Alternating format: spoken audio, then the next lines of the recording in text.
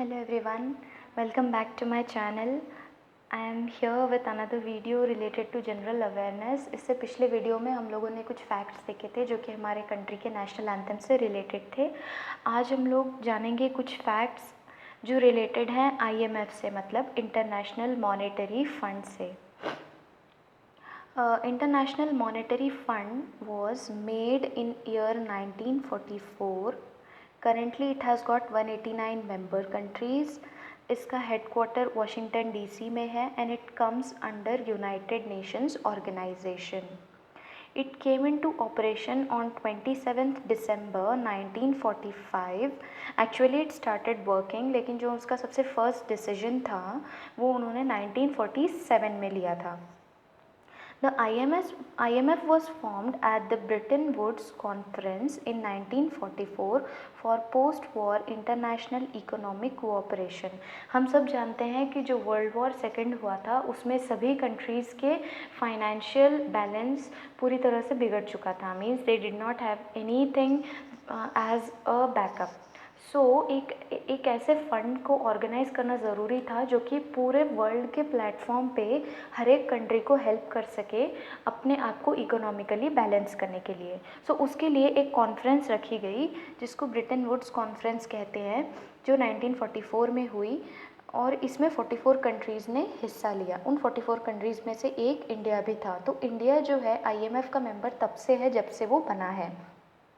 उस कॉन्फ्रेंस के अकॉर्डिंग दो इंस्टीट्यूशंस को शुरू करने की बात की गई जिनको हम ब्रिटेन वुड ट्विंस भी कहते हैं। एक है IMF और दूसरा है IBRD यानी international bank for reconstruction and development.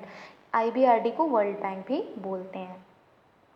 सबसे रीसेंट मेंबर जो सबसे लास्ट में ज्वाइन हुआ है वो है नाउरू, जो 2016 में ज्वाइन हुआ है। President of international monetary fund हमेशा जो होता है यूरोपियन होता है, ठीक है। पिछली जो प्रेसिडेंट थी वो क्रिस्टीना लगार्ड थी। अभी जो प्रेसिडेंट है वो है जो 2019 में बनी क्रिस्टालिना जॉर्जिवा। ये 12th प्रेसिडेंट हैं और जो IMF के प्रेसिडेंट होते हैं उनका टर्म 5 इयर्स का होता है। अगर हम स्ट्रक्चर की बात करें कि IMF का स्ट्रक्चर कैसा है, वो कैसे काम करता है, तो IMF के स्ट्रक्चर के 3 स्ट्रेटा होते हैं, 3 लेवल्स होते हैं। सबसे ऊपर बोर्ड ऑफ गवर्नर्स, फिर एग्जीक्यूटिव बोर्ड एंड फिर मैनेजिंग डायरेक्टर। मैनेजिंग डायरेक्टर और कोई नहीं बल्कि प्रेसिडेंट होता है। Board of governors her country के रिप्रेजेंटेटिव होते हैं। जैसे कि 189 कंट्रीज़ हैं तो हर कंट्री अपना एक रिप्रेजेंटेटिव भेजता है। That representative is known as board of governor. India से जो बोर्ड ऑफ गवर्नर बनते हैं वो हमेशा फाइनेंस मिनिस्टर होते हैं, जो कि प्रेजेंट में निर्मला सीतारमन है। उसके साथ हर कंट्री एक अल्टरनेटिव गवर्नर भी भेजता है। जो अल्टरनेट गवर्नर होता है हमारे कंट्री का वो है RBI गवर्नर यानी कि शक्तिकांत दास। ये बोर्ड ऑफ गवर्नर्स अपने इकोनॉमिक पॉलिसीज़ को डिस्कस करते हैं, अपने किस चीज़ों की ज़रूरत है, किस एरिया पे ज़्यादा फोकस करना चाहिए, उन सब चीज़ों का डिस्कशन बोर्ड ऑफ गवर्नर्स करते हैं, ठीक है। नेक्स्ट स्ट्रेटा आता है एग्जीक्यूटिव बोर्ड। एग्जीक्यूटिव बोर्ड का मतलब है ऐसे मेंबर्स जो कंटिन्यूसली वर्क करते हैं for IMF। There are 24 executive directors जो कि पॉलिसी मेकिंग का काम करते हैं based on the needs of 189 countries. हमारे कंट्री से सुरजीत भल्ला हमारे एग्जीक्यूटिव डायरेक्टर हैं। और अब देखो क्योंकि यहाँ पे 24 नंबर है, इसका मतलब ये है कि एक कंट्री बाकी कंट्रीज़ को भी रिप्रेजेंट करेगा। सो हमारे कंट्री से जो एग्जीक्यूटिव डायरेक्टर है वो है सुरजीत भल्ला, जो कि रिप्रेजेंट करते हैं इंडिया, भूटान, बांग्लादेश एंड श्रीलंका को, यानी 4 कंट्रीज़ को वो रिप्रेजेंट करते हैं। Next comes the managing director और the president. President is also the chairman of board of governors, ठीक है। तो ये सब एक साथ मिलके पॉलिसी फ्रेमिंग का काम करते हैं and execution is done by the executive board along with the managing director. Now the chief economist of IMF is Gita Gopinath. IMF काम क्या क्या करता है? IMF का जो मेन फंक्शन है वो ये है कि जो उसके 189 मेंबर्स हैं उनकी जो इकोनॉमिक स्टेबिलिटी है वो हमेशा बनी रहे।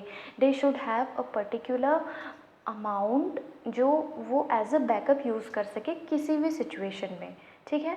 तो the work of IMF comes in 3 categories: surveillance, technical assistance and lending.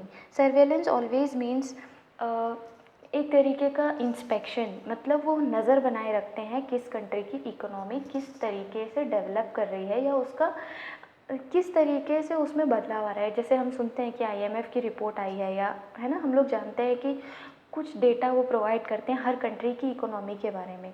So they do surveillance, मतलब वो नज़र बनाए रखते हैं हर कंट्री की इकोनॉमिक स्टेबिलिटी पे। Second, technical assistance. अगर किसी कंट्री को किसी तरीके के डेवलपमेंट में कोई हेल्प चाहिए होती है, so it is the work of IMF to give them technical assistance for their own development and betterment.